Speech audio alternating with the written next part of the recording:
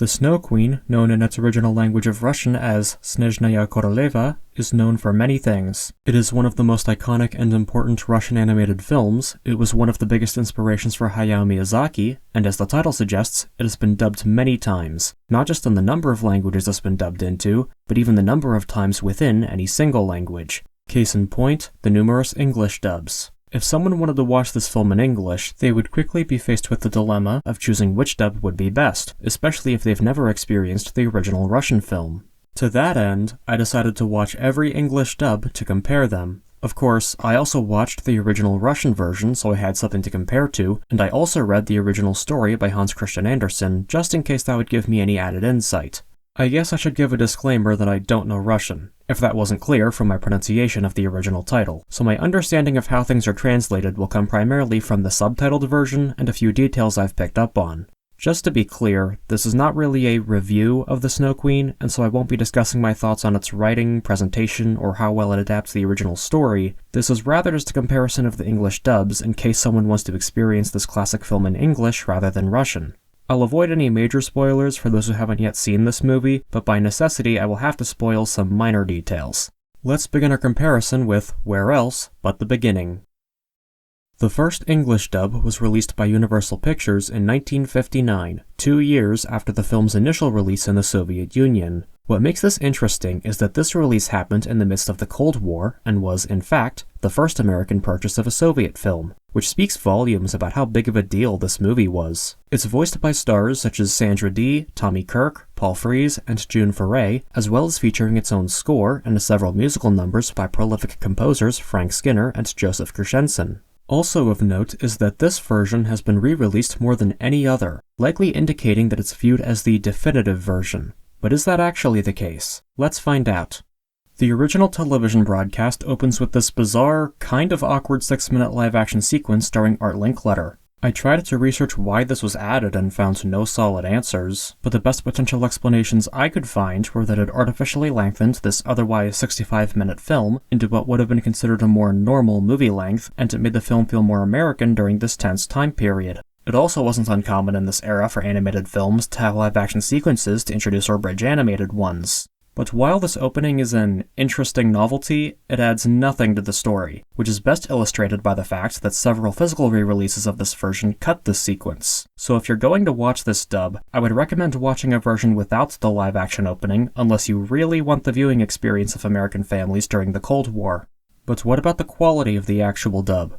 Well, this is probably the most iconic English version, and understandably so. The casting is pretty good for the most part, although Kay and Gerda are obviously voiced by young adults, which is amusingly more accurate to Andersen's original story, but not to this adaptation in which they're depicted as children. Sandra Dee does a pretty good job as Gerda, but Tommy Kirk wasn't much of a voice actor, and it unfortunately does show here. Louise Arthur as the Snow Queen gives a mixed performance. The voice is fitting, and when the character is calm, she sounds appropriately regal, but when she becomes angry, her acting is less convincing. Ole Lukoy is referred to as Ol Dreamy in this dub, as in the subtitled version, and Paul Frees does a good enough job.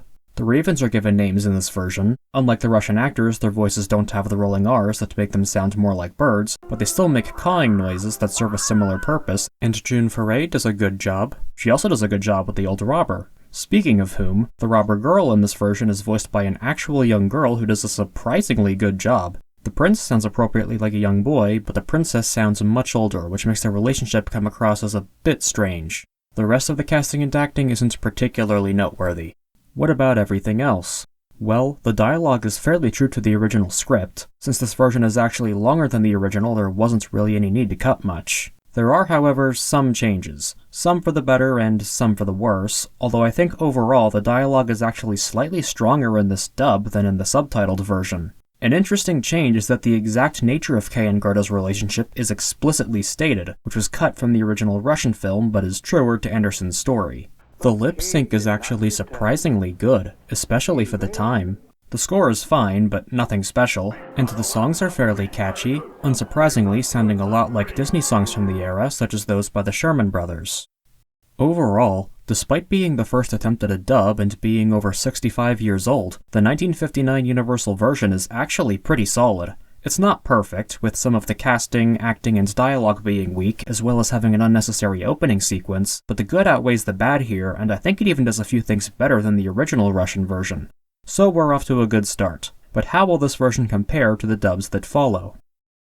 In 1985, a second English dub was produced, often called the Jim Terry dub, named for the person who directed and produced it under his production company. It was distributed by numerous companies over its life, first Celebrity Home Entertainment, later Nova Film and Video, and then Cascadia Entertainment. And despite being produced in 1985, this dub doesn't seem to have gotten its initial release until 1993. But enough about the producers and distributors. How good is this version? Well, the most obvious change and probably most iconic aspect of this version is the inclusion of way more songs than in the original, all by the band Bullets. They're pop songs of the era, which is probably a contentious decision. To some, it might be strange hearing pop songs in a fairy tale, but others would say it's not different than any other animated film using music not accurate to the setting. In any case, the inclusion of all these musical numbers does get in the way of the story, as opposed to the small handful of short tunes in the Universal dub. This is most egregious in a few of the songs, which had to be combined with dialogue, with mixing so bad that it's hard to understand sometimes important dialogue.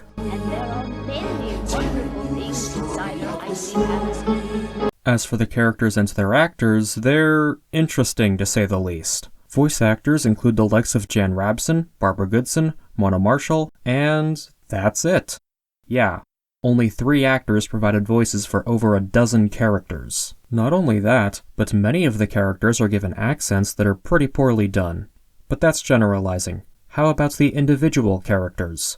Well, Kay and Gerda, John and Yvette, yes, really. And they're not the only name changes. Ole Lukoy is called Charles Evergood, the witch is named Pennyworth, and she is she. No, really. Also, the ravens are referred to as crows for some reason. Wait a minute, I got sidetracked talking about names. Back to their voices. One of this dub's strengths is that Kay actually sounds more like a boy since he's voiced by a woman, as is common practice. Gerda still sounds too old though, and neither's acting is especially good. Ole Lukoy has an Irish accent here, and Jan Rabson's performance isn't as good as the one by Paul Frees. The Ravens' voices also don't work, both for the poor accents and because they lack the quirks that make them sound more bird-like. The prince and princess also sound too much like adults, which they probably were in the original story, but not in this adaptation. The robber girl sounds weird, to say the least. I think the actor is trying something like a Cockney accent, but whatever voice she's using, it doesn't really work.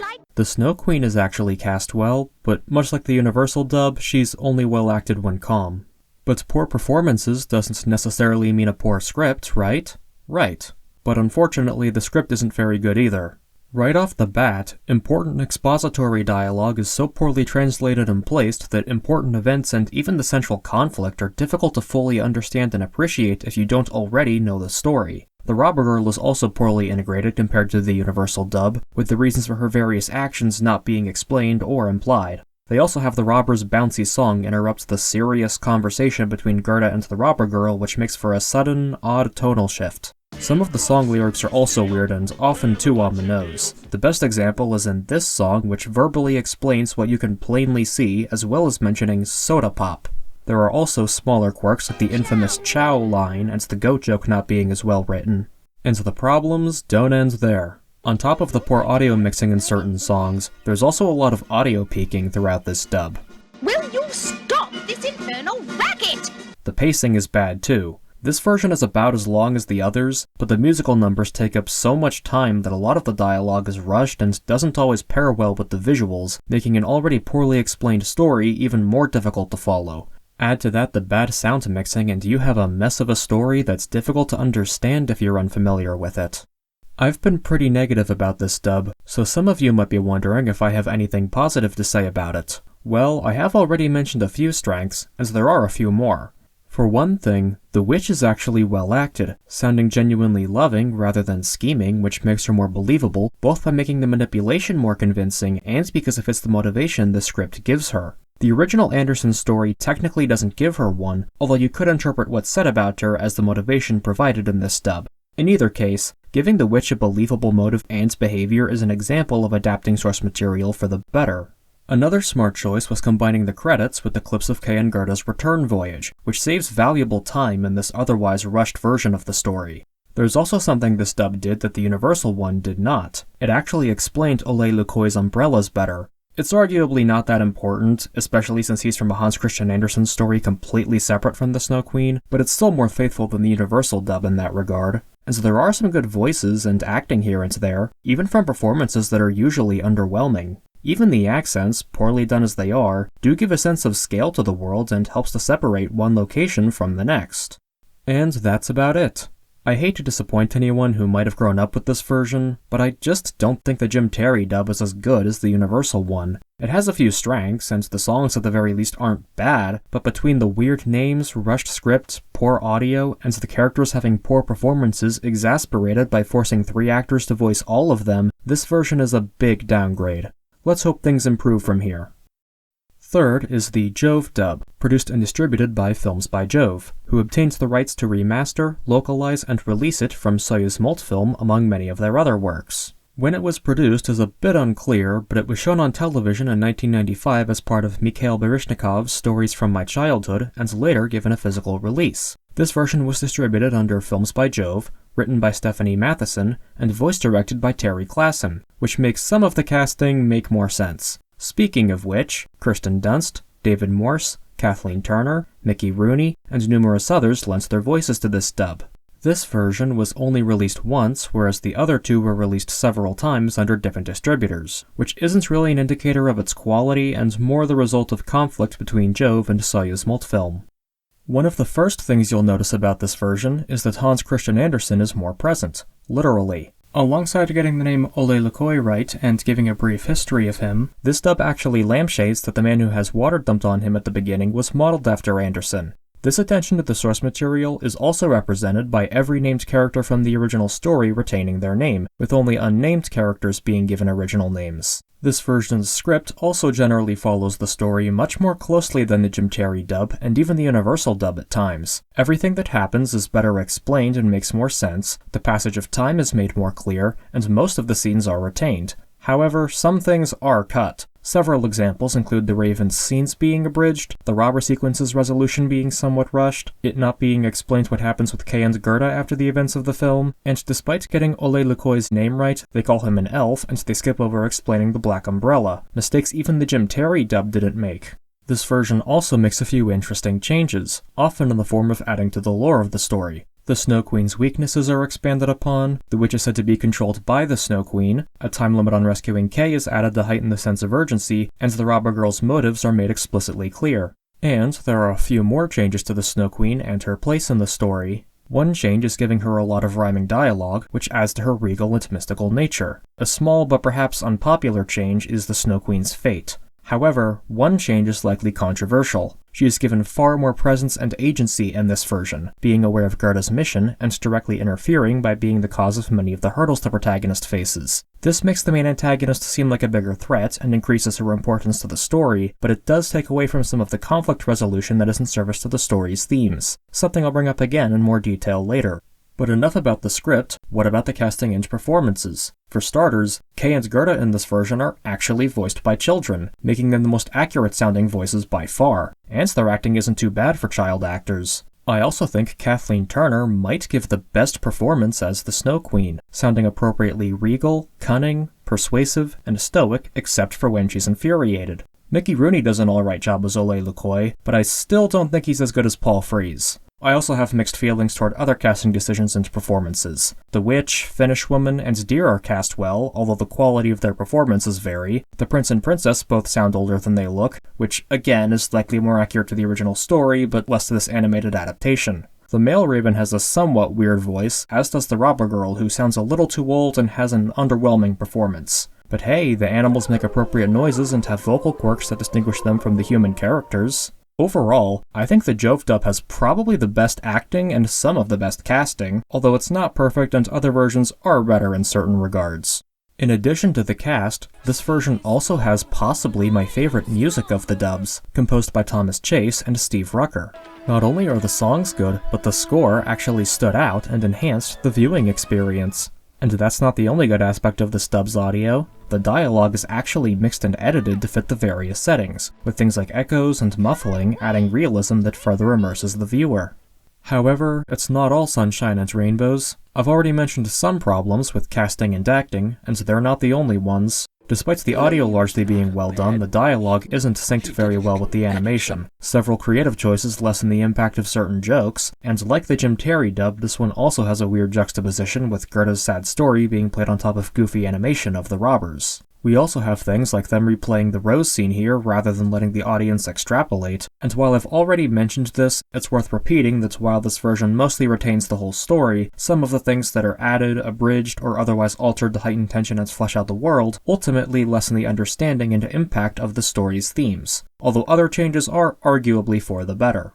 But despite its problems, the Jove dub is much better than the Jim Terry one, and it even surpasses the Universal dub in numerous areas. But does it surpass that dub overall? We'll discuss that later, as we're not done yet. We have one more version to discuss. That's right, there are actually 4 dubs. Many sources only list the 3 we have covered, and so you might not have known this, but there's another one that was released in 1991, actually before the Jim Terry and Jove dubs were released. It goes by several names depending on the company you're referring to. It was produced by Video Associates and the Entertainment Network, localized by Sounds International Corporation, and distributed by UK Entertainment and/or Video Gems. For the purpose of this video, I'll refer to it as the Video Associates dub. Interestingly, the companies behind this version are American, but it was seemingly only released in the UK. There's very little information on this version, the companies behind it, or the people who worked on it, which probably contributes to its obscure status. It was actually almost lost media, but someone uploaded a VHS rip several years back. Was this dub nearly forgotten because it was so bad, or is this a perfect icicle in the rough? The first thing you might notice about this version is its length. Most versions are pretty close to the original's length of 60 minutes, but this version is about only 50 minutes, meaning at least a sixth of the story was cut. Considering how other versions suffered from a rushed story, that doesn't bode well for this one. But maybe...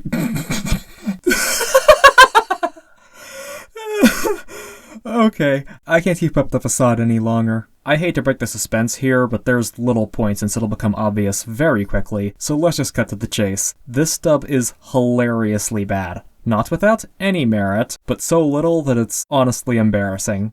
Our first impression lets us know just what we're in for. It starts with a minute-long intro that shows many of the scenes that will be rushed over during the course of this dub. So we're simultaneously spoiling scenes and wasting time in this particularly short version. Great. Much like the Jim Terry dub, the music genre is also a strange, though not necessarily bad, choice. We then meet our narrator, Charles Evergood. Yes, that name again. He's also apparently a leprechaun with, what else, an Irish accent. If you find that weird, hold on tight.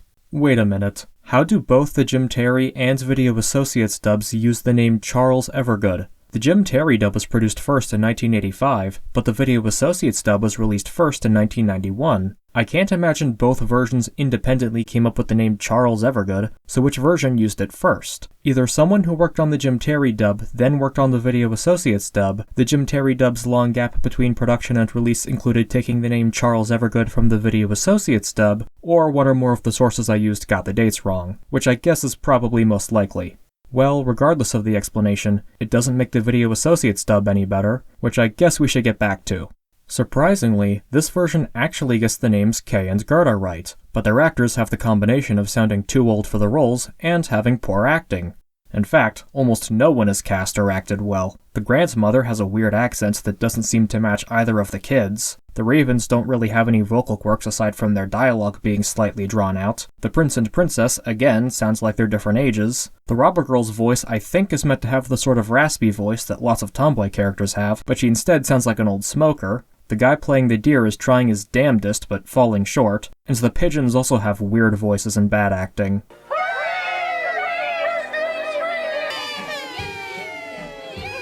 There are some exceptions, however. Most notably, the Snow Queen I think is actually both cast and acted fairly well, which is especially impressive considering almost everyone else in this dub. A few more problems in terms of presentation include weird, poorly done Foley effects, and editing which can be really jarring. So we've well established that the dub itself is of poor quality, but what about the script? Why am I even bothering asking this when you already know the answer? It's bad. Right from the beginning, the translation in Ole Lukoi's opening scene is rather strange and doesn't make much sense, and the sledding scene later has similarly weird dialogue. When the story proper begins, we rush through the inciting incident and get probably the lamest motivation for the Snow Queen. Unlike in other versions where she's enraged that Kay said he would effectively kill her, this Snow Queen is enraged by being called flaky. I mean, I can't blame her. This kid's pun is lame and makes no sense. I feel insulted just hearing that and being expected to find it funny. The grandmother also over-explains everything, both because the exposition has to be rushed, and because I guess whoever wrote this had no faith in the audience being able to follow along. Many scenes are skipped over or leave out important details. The scene where Gerda gives up her valuable shoes is cut, so she just suddenly has a boat, and they skip over how being barefoot becomes relevant later. The prince and princess sequence lacks the inciting misunderstanding and just kind of happens for no reason. The first scene with Kay and the Snow Queen isn't present, and the journey back is also cut. A lot of things in this version just happen because they happen, with nothing really connecting them in any meaningful way, which also makes a lot of the film seem to waste the viewer's time with pointless scenes, and makes following the movie more challenging for someone unfamiliar with the story. There are some rather puzzling moments, too. Some of this is a result of the rushed story forcing them to convey information in different ways, such as the order in which exposition about the Snow Queen is conveyed. The sequence with the robbers is another great example. First off, it's all shown out of order. Gerda's story to the robber girl conveys information she couldn't know about because of how this version of the story was told, and many of the robber girl's actions make little sense even with explanations. This version also for the most part only refers to Kay's heart being struck by ice, yet toward the end they finally refer to him being blinded by ice as well, which comes out of nowhere if you aren't already familiar with the story. There's also stuff like the other deer being made into the main deer's family, and the term Laplander not being used until after we meet her. Also, what happened here? Huh? Hey! What's that? Okay, I got the one. What is this going on? Oh. And as the cherry on top, in this abridged version where every minute matters, the end credits replays one of the Snow Queen scenes with dialogue, rather than integrating the journey back like the Jim Terry dub did. All of these problems with the script shows a complete lack of understanding of why these scenes were present in the original version. I'm going to spoil some things here about the Snow Queen's story and themes, so feel free to skip ahead if you wish to avoid that. The core theme running through the Snow Queen is the nature of good deeds and their importance. The conflict is triggered because Kay's rudeness inspires righteous fury in the Snow Queen, who now wants to take away what makes Kay happy and make him cold like her, even harming others in the process. In contrast, Gerda's kindness inspires people to karmically repay her kindness and/or change for the better. We see through things like Gerda losing her shoes and the deer's collapse, how doing the right thing often requires sacrifices to be made. And the story also explores where beauty stems from. Cold, calculated perfection that feels unnatural and thus uncanny, versus imperfect yet natural beauty that gives life to the world. By skimming over or even fully cutting out these details, not only do we not have compelling reasons for why things happen, but we also lose the story's central themes that are meant to resonate with the audience and give them something to take away from it other than just entertainment. This and the poor production values makes one think that the only reason this version was made was because there was an opportunity to make money, not because the story actually meant anything to these localizers. I will give this version credit, however, in that it was the first one to make me laugh out loud. Robber's daughter? And that's not the only example of dialogue so awkward it's awful and unintentionally hilarious. I can't. I don't have enough power. The Snow Queen is evil. Okay, in all seriousness, there are a few other things I unironically liked. The Finnish woman's spell is given gibberish to go with the writing, which fleshes out the world a bit. There is occasional attention to detail, like having the birds coo, and I already mentioned the Snow Queen's surprisingly good performance. So yeah, between the bad casting, weak performances, awful script, confusing editing, and some strange Foley, the Video Associates dub is pretty bad, and I wouldn't be surprised if that's why it was nearly lost. It really does seem like the people behind it didn't care and just wanted to make a quick buck. Would I recommend this version? Definitely not if you've never seen this movie before. But honestly, if you have seen the Snow Queen and want something ironically enjoyable to laugh at, I would totally recommend it. With that, we have examined all 4 English dubs of the Snow Queen, so that leaves us with the burning question: which version would I recommend? All of them have their pros and cons, of course, with no one version getting everything right. Let's narrow it down some.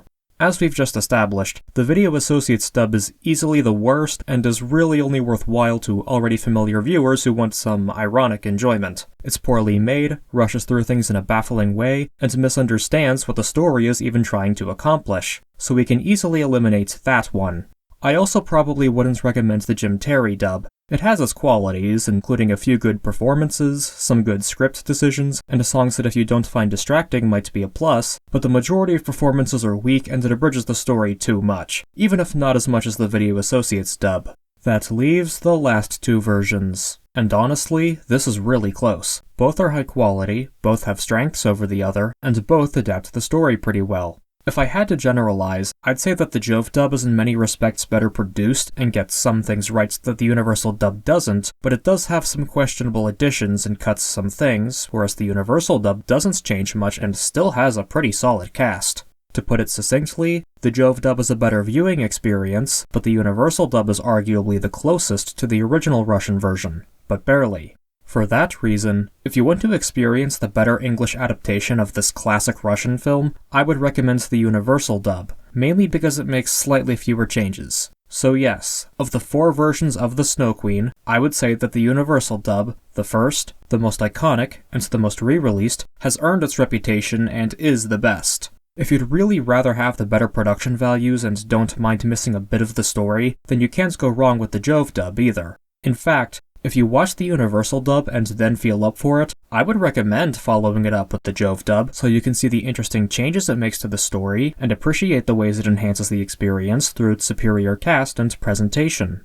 Of course, this is just one person's opinion, and from someone who knows little to no Russian, but hopefully from this guide you have a better idea of which localization to pick if you want to watch an English version of one of the most iconic and important animated films of all time. The fact that this film was dubbed into English 4 times and has been part of the childhoods of multiple generations shows just how monumental this film is and how long it has stood the test of time. And regardless of the version you watch, the Snow Queen is still an integral inclusion in any animation buff's library.